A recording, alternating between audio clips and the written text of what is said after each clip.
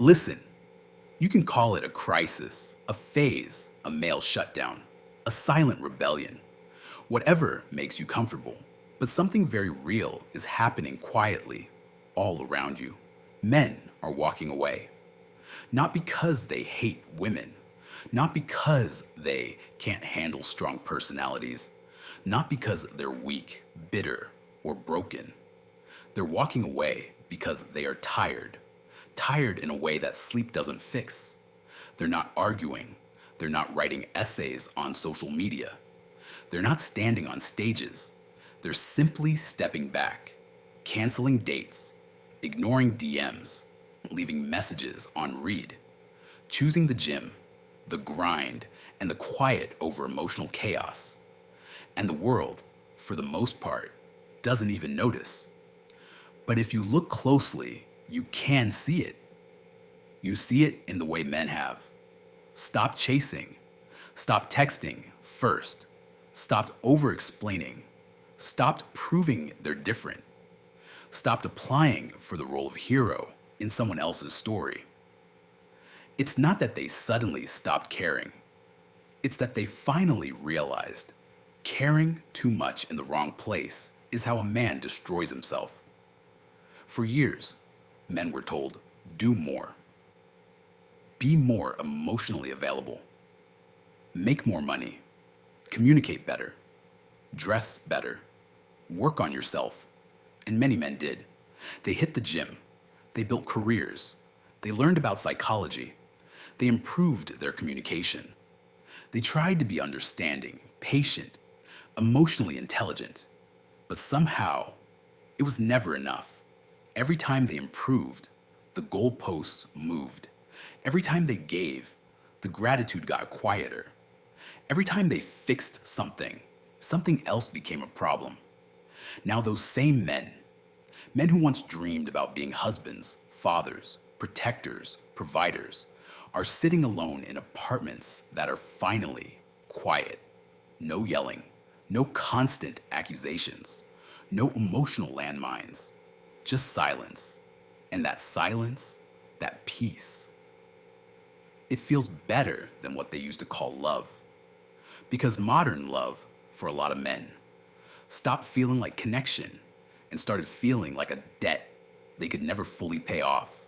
A man could give his time, his effort, his loyalty, his attention, his money, his emotional support, and still be told he isn't doing enough. Still be compared to some imaginary man, richer, tailer, more mysterious, more exciting. So men did the only rational thing left. They stopped playing the game. They stopped auditioning for roles they never applied for. They stopped chasing people who treated them as disposable. And something powerful happened. When they stopped chasing, they found clarity. When they stopped proving, they found power. When they stopped dating just to avoid being alone, they found peace. This isn't about hate. This is about realization.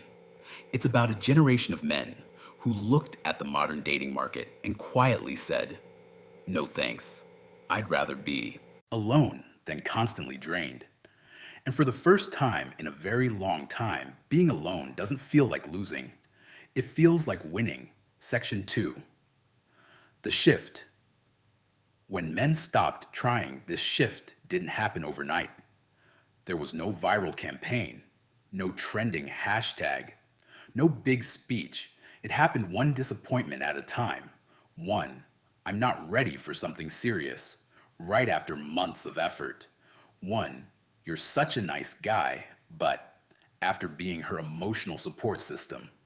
One, ghosting after what seemed like a great connection. One breakup where the reason made no sense, but the damage was very real. Little by little, men realized a brutal truth. Effort no longer guarantees connection. Sincerity no longer guarantees appreciation. Stability no longer guarantees loyalty. Dating stopped being two people getting to know each other. It became an interview, a test, a background check, a value assessment.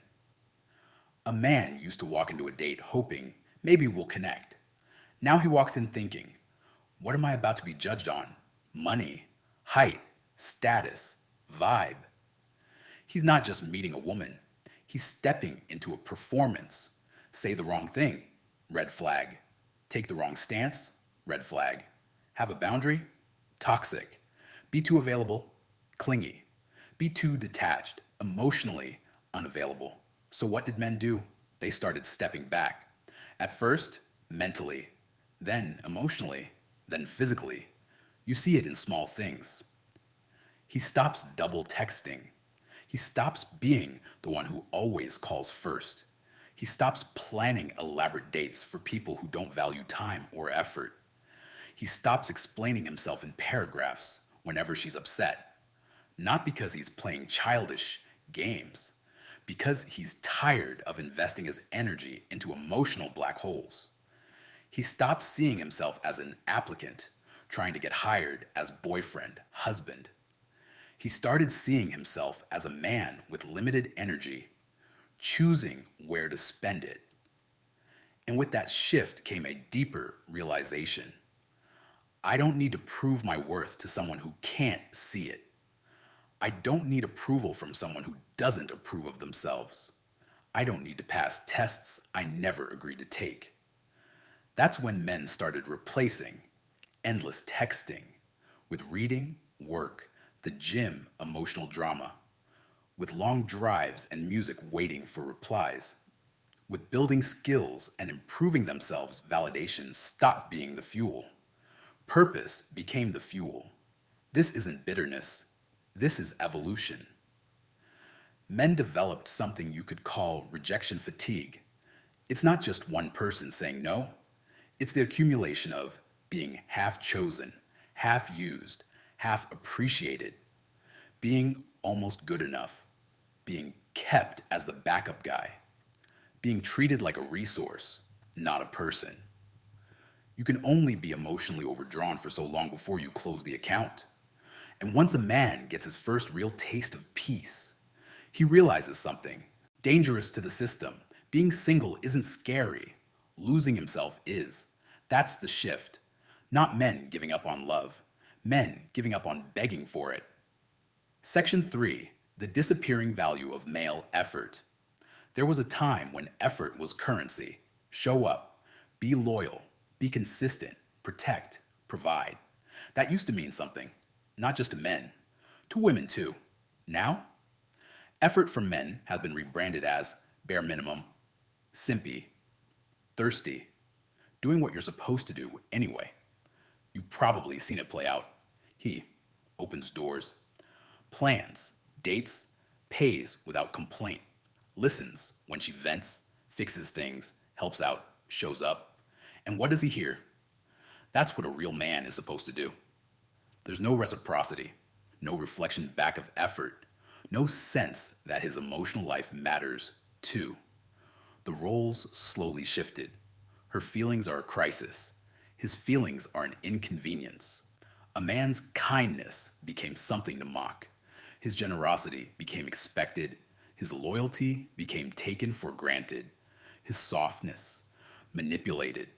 So what happens when effort stops being valued? Men stop offering it.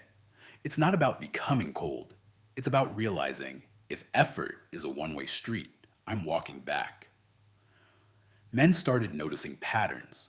The more available they are, the less they're respected. The more they give, the more is demanded.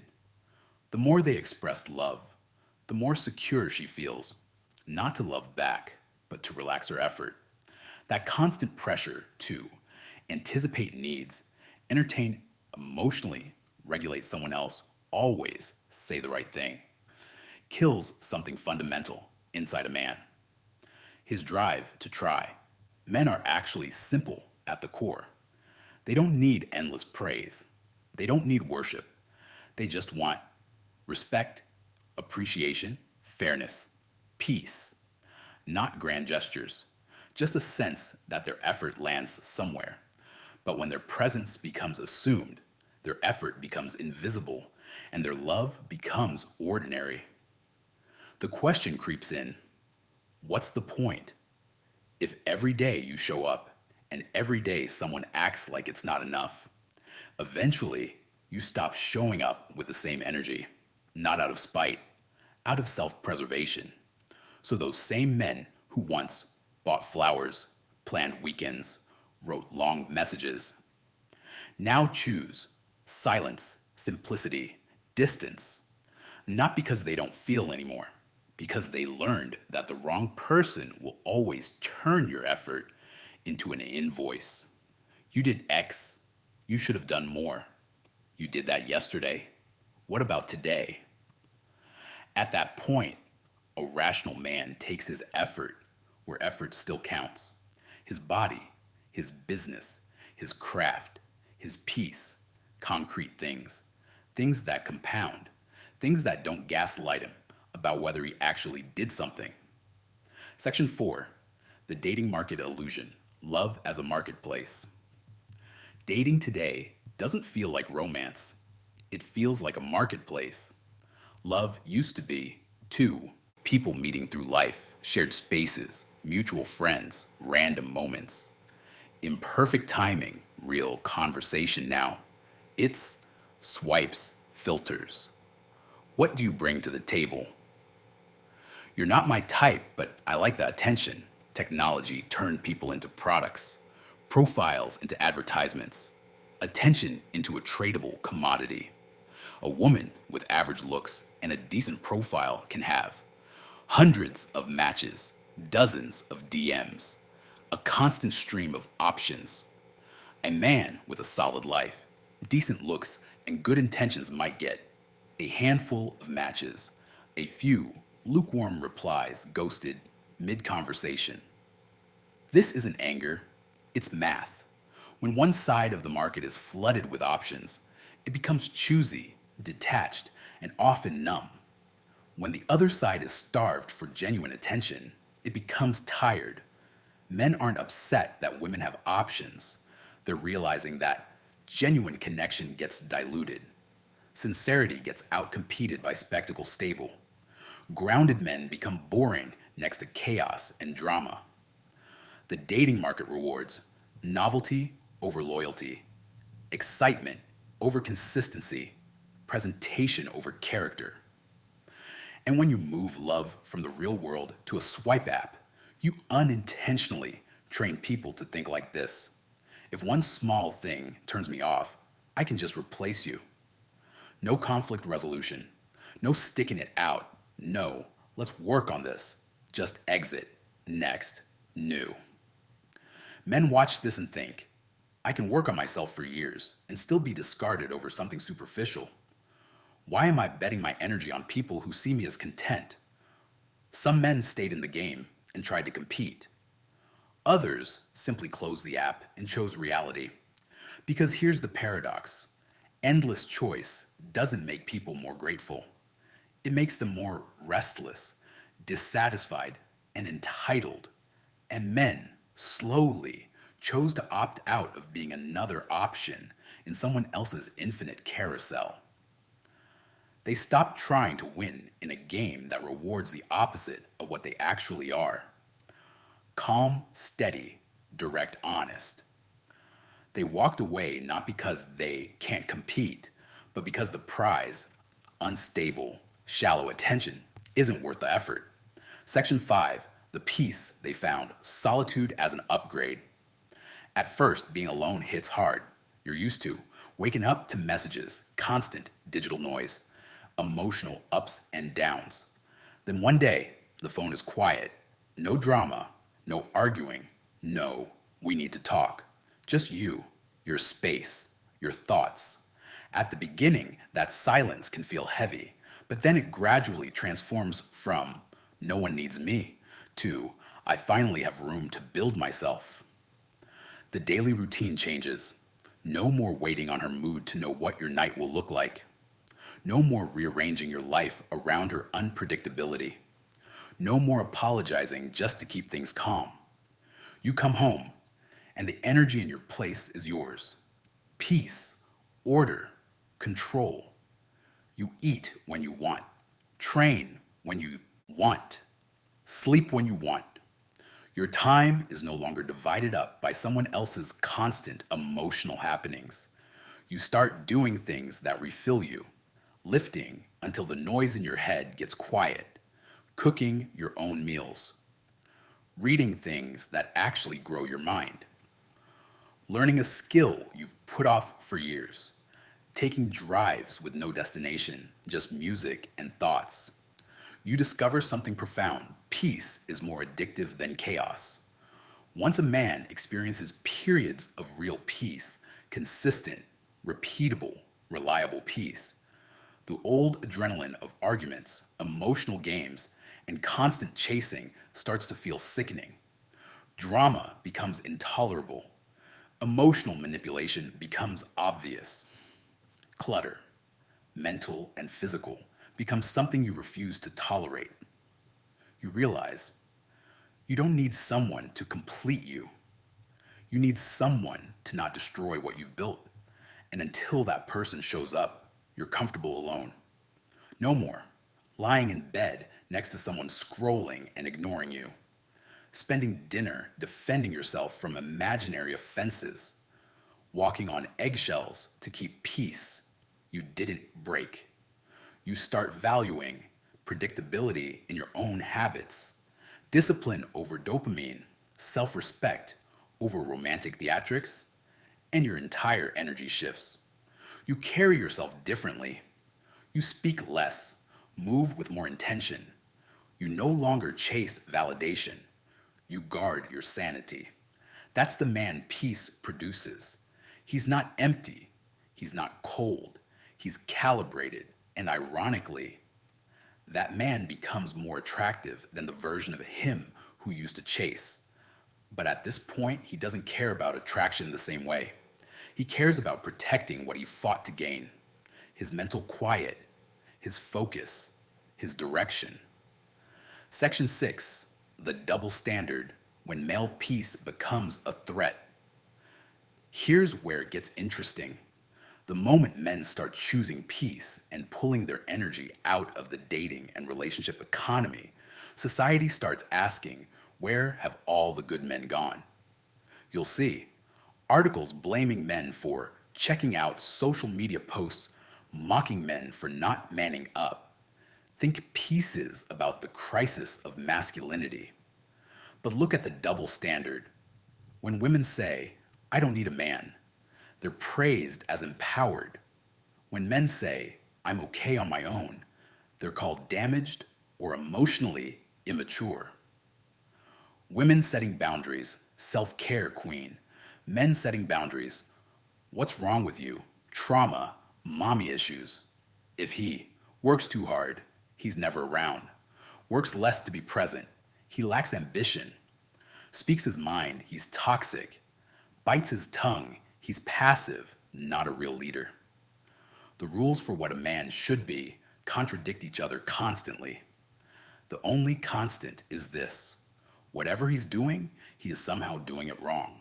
So when men finally step out of that rigged rating system and say, I'm done, they are immediately diagnosed as a problem. But here's what culture can't stand: a man who no longer responds to shame. A man who's not afraid of being called lonely, cold, detached, heartless, because he knows his reality better than any meme or comment section. He knows the peace he has now, the chaos he escaped, the price he used to pay just to be liked. You can't control a man who doesn't fear standing alone. And that's exactly what many men are becoming. Not men who hate people, men who don't negotiate their peace anymore. Section 7, the new reality. Men who opt out don't disappear. They level up. Here's what actually happens when men walk away from toxic dynamics and rigged expectations. They don't just sit in dark rooms doing nothing. They build.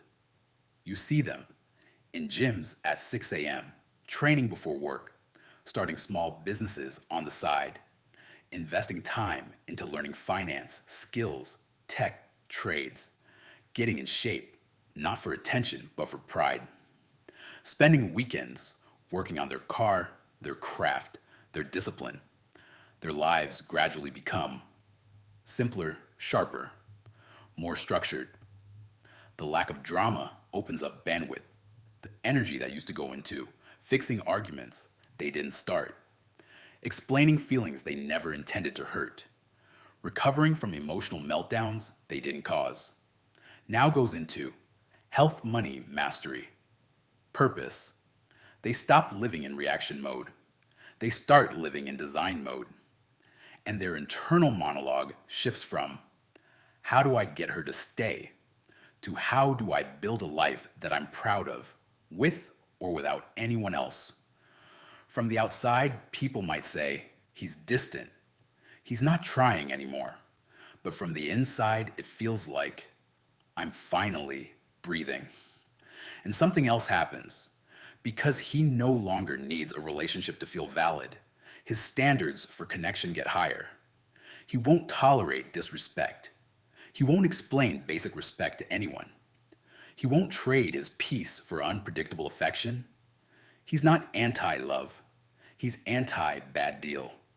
He's open to a woman who brings calm, not chaos. Partnership, not dependency, respect, not entitlement. He doesn't need her to save him. He needs her not to sabotage him. And until that combination shows up, he's good. Actually, good. Not the I'm fine you tell people while you're dying inside. Real contentment. Section 8, where this leaves you as a man. If you're listening to this and it feels uncomfortably accurate, you're not crazy. You're not alone. And you're not broken. You are simply seeing the emotional economy you were raised in, the relational expectations placed on you, the way your effort was used, not always appreciated. So what do you do with that? You don't need to swear off women forever. You don't need to become a monk. You don't need to declare war on dating. You do need to, 1, stop chasing where you're not. Respect it.